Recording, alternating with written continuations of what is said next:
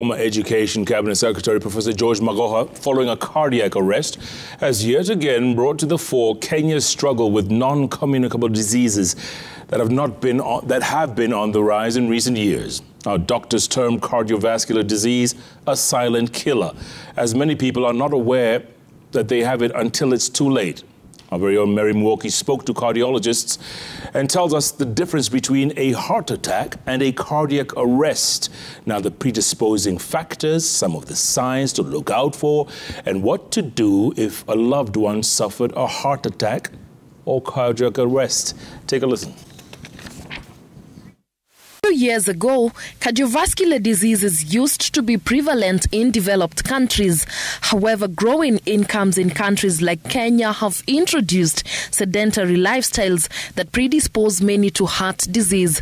Dr. Stephen Omondi, a cardiologist at the Karen Hospital, says in many instances, a heart attack occurs suddenly and without warning, making it a literal race against time to get to a hospital if the patient is going to pull through. Now, when you get the attack, what you need is to get the vessel blocked as soon as possible, usually about 1 hour. You should get it unblocked within 1 hour.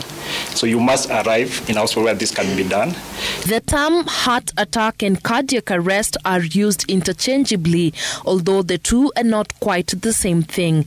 Dr. James Kariuki, a surgical resident at the Karen Hospital, says in many instances, a heart attack is usually a precursor to a cardiac arrest. He adds that although a heart attack can start slowly with only mild pain and discomfort, offering a window of opportunity within which to get a patient to hospital, a cardiac arrest is sudden and more fatal. We've said a heart attack is basically blockage of a blood vessel in the heart, and that can lead to what is called a cardiac arrest, where the heart now will stop because the muscles are not getting enough blood, and therefore they are not able to generate the electricity that is needed to make the heart continue to beat. A heart attack is what most of the time will bring what is called a cardiac arrest. So, what are some of the signs to look out for to determine if you or a loved one is having a heart attack? The symptoms that will present are mostly pain in your chest. You may feel a lot of pressure in your chest, almost as if there is a weight that is on your chest.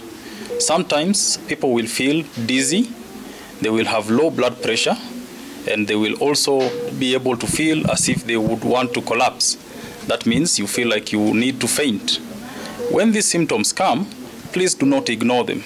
You need to come to the hospital as soon as possible. Dr. Stephen Omondi says there is need for the public to be educated on cardiovascular diseases and some of the risk factors that predispose one to a heart attack or a cardiac arrest. Some of the risk factors include obesity, high blood pressure, alcohol and cigarette smoking, lack of adequate sleep, height, genetics, diet, uncontrolled diabetes, and lack of physical activity. You need to prevent the risk, to address the risk factors.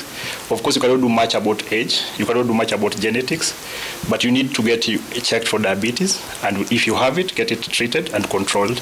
2, if you have high blood pressure, pressure is a silent disease and it causes complications.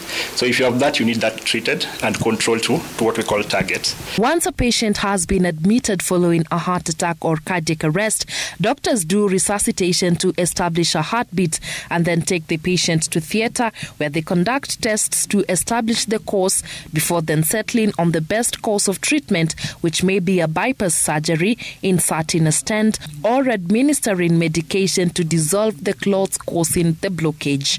Mary Mwoki, Citizen TV, Nairobi. All right, Mary, thanks so much for that. We're going to